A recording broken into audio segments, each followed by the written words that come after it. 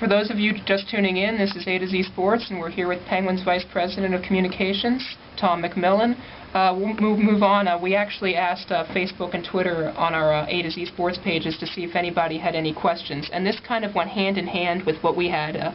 Kayla Thompson on Twitter asked kind of what I was asking, which was, going back to what I had asked was, you at the event last week here on campus, and I overheard you discussing Sidney Crosby and how he ended up returning to practice with contact that very day, and how you'd said you were at Starbucks the day before, and someone had asked you the question before, when is he back? And you said, really, there's no timetable, and this is why. And she kind of went on the same lines, and she was asking along the lines of how did you try to monitor, determine the day-to-day, how it was released, how Sidney Crosby was, that kind of thing. Some things, many things, most things are planned.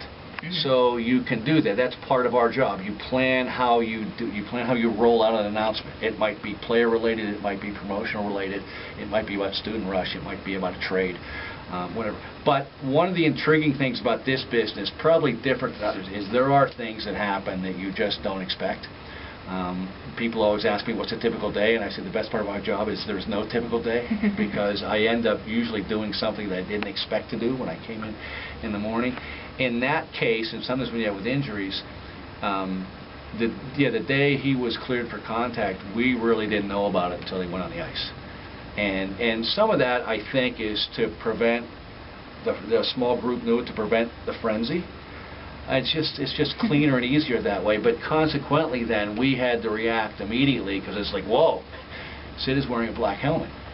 Things all of a sudden have changed, but again, now with Twitter especially, you could start getting word out immediately. If that was 10 years ago, people would not have heard about it until, there was no 24-hour sports radio, until about 3 o'clock in the afternoon to a radio show and seen it on television at night. So the whole theory of PR and marketing in sports has been changed by this social media because it is now completely immediate. And even if something catches you a little bit like surprise like that, you can react instantaneously. What do we do? How do we best take advantage of this and get the word to fans? So that was one where we couldn't plan. And sometimes those are, from a real business point, those are the most motivating and fun ones to do because you really have to read and react. Well, getting back to the team and organization a little bit, the Penguins the past couple of years have played in some really marquee games. You had the Winter Classic obviously last year and just a couple of years before that as well. You also played over in Europe, I think at the beginning of the 2008 season. How does the team feel about playing, and organization feel about being able to play in marquee games and matchups like that? You want to be in all those. It's very exciting. We fortunately have been one of those organizations because we've had players from Maryland to Sidney Crosby. We've always been, or we've often been, not always, but often been a marquee team because of those players. You want to play in those events. They're exciting. They're exciting for the players.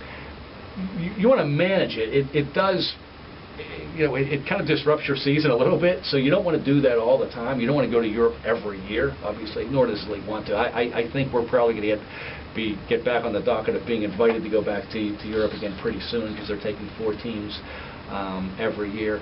We really wanted the Winter Classic. It's kind of unusual, but maybe it talks about the power of Sid and our brand that we were in 2 of the first 4 Winter Classics, which the NHL didn't plan. I think the first one, just to go off veer off a little bit, often the best ideas are the greatest ideas. You don't know they're great ideas. You just try something. The NHL, I guarantee you, had no idea the Winter Classic was going to turn into this. It was a cool idea, but it was a risk.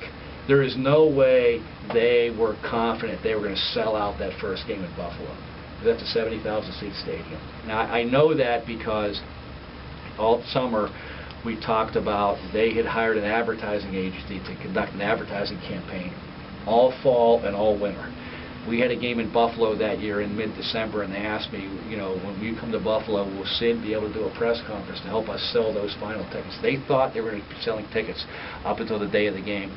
And what happened is they went on sale in August, and they sold out all the tickets in 40 minutes.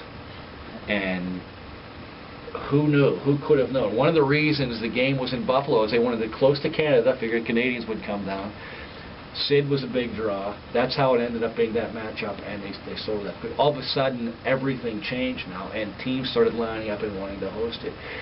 We clearly wanted to host it in Pittsburgh. We didn't imagine we would be hosting it the same year we opened Consol Energy Center. That wasn't the plan. If we had been able to pick and choose, we would have separated those and not done them in the same year, because it was a lot in one year. But I think what happened is they originally intended that game to be at the new Yankee Stadium, and they signed a bowl agreement the week after Christmas, so all of a sudden it opened back up, and we bid for it. And the Steelers were unbelievably cooperative. They had to alter their schedule a little bit. The Rooney family wanted it to be in their field, so we had two teams coming together, and it was good. I think they're probably going to have to give us a rest in the Winter Classic for a while, because other teams aren't going to. Everybody wants to participate, but we'd love to do it again. We'd love to go to Europe again. And one of our next bids is going to be to try to get the All-Star game here in Pittsburgh. So it's fun to be a part of that. It's fun to be asked. And I hope we're always kind of a marquee team. If you're doing well, you're going to be asked to go to those events, so it's a good sign. All right, we are almost running over for break, so this will be the last question here. Essentially, you know, it's been since 1978. That's what you had said the last time you'd been in here. That's when I graduated, yeah. And so the main question is, what are you, kind of for the students that don't know, what are you doing here?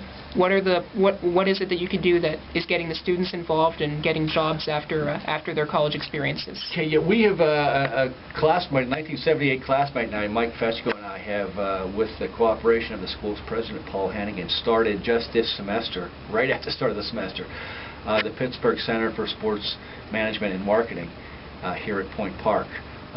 Both of us have been in the business for 30 years on different sides of it. I've been on the media. I was in the media before I had a team job in team side.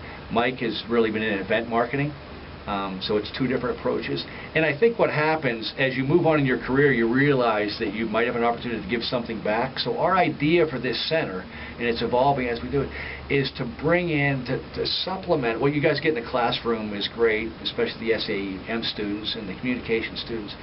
But what we can do is bring real-world executives to campus and expose students to them and hear from them that you don't get these kinds of people to come to college campuses. Not only to give you maybe some career advice and let you know what careers are available, but to let you know the path, how to get there. And often the path, everybody's path is different. But I think the first one we did it on branding, but we had David Morehouse, CEO of the Penguins, and Frank Coonley, president of the Pirates, who came. We're going to try to do two of those really senior level seminars every semester. The next one coming up, we haven't officially announced it yet, but it's going to be November 15th at the Student Center. We're bringing in two senior executives from ESPN in Bristol to talk about that phenomenal sports and marketing powerhouse. The lead presenter is going to be their senior VP of marketing, Sean Hanrahan, who Mike has worked with over the years. So you don't normally get these kinds of people to come to college campus. We're going to do some smaller executive for a day events throughout the year. And I think as we get established and word gets out, what we're hoping is some even classes come in mass, because we really think it's different than what you get in the classroom. It doesn't affect your grade, but if you're really interested in these fields, it can help you. And I think the thing, it's even beyond sports. That's why we wanted to make it beyond just SAEM, because the theories are the same. Even though it's sports, the theories of marketing and advertising and promotion and sales and all this are the same across the board, whether it be entertainment, arts, or the business world. So we think it can impact business students as well. So we're really looking forward to the ESPN seminar in mid-November. We had about 120 kids at the event where David Morehouse and Frank Coonley came. And again, we're looking to do 2 or 3 of those big ones every semester, and then some smaller ones we're doing executive for a day. But that's the idea, to bring these people to campus, to expose students to people who they normally wouldn't get, and maybe expand a little, supplement what they get in the classroom. All right, that was Penguins Vice President of Communications. So Tom McMillan, I slipped, of course, and I was perfect through the whole interview. My name. I remembered my name. Yes. Everything's going so fast. I've done that many times. I don't even know my own name. I'm so sorry about that. But we are up against a break.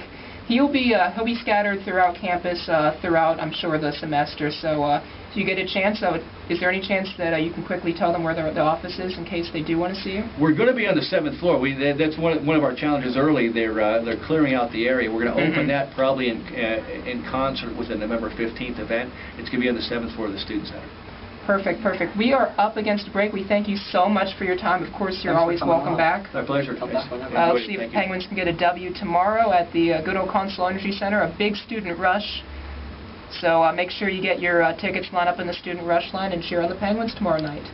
We are well overdue for break, so when we get back, sports highlight right after this here on the Voice of Point Park, 670 AM WPPJ Radio.